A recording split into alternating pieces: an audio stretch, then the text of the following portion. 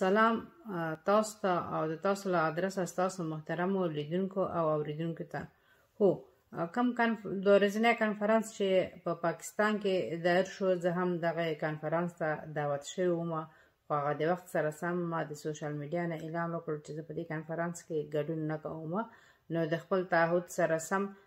ما په دې کنفرانس کې ګډون ونه کړو او زما د نه ګډون یو علت هم دا و چې موږ ګورو دغه 15 لسیزې کم بحران او ستونزې او جنگونه چې په افغانستان کې رامنځته شوي دي، په دې کې د پاکستان د استخباراتو ډیر اوچت لاس او هیڅ کله هم د افغانستان په خیر او د افغانستان د خلکو په خیر کوم کار نه دی کړی تر اوسه. نو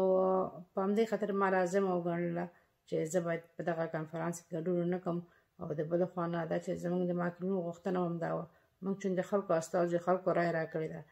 نو هم د هغو غوښتنه وه او هم زما په خپل شخصي نظر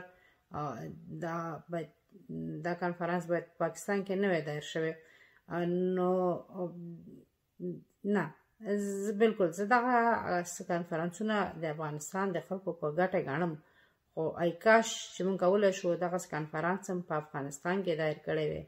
هغلته موږ د کېناستلو ځای لرلی او د آرام ساه هم اخیستلی شوی، نو موږ په خپلو اختلافاتو هلته بحث کړی وی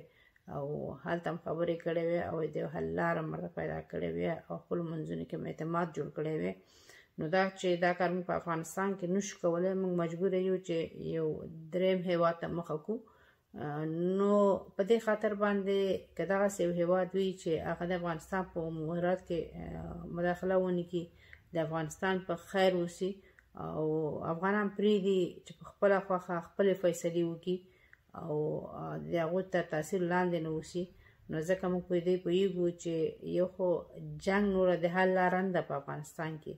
او بل دا چې خارجیان نشي کولی چې موږ ته افغانستان ته راشي او موږ ته سوله راوړي او موږ ته حکومتونه جوړ کړي، ځکه موږ یې نتیجه ولیدله.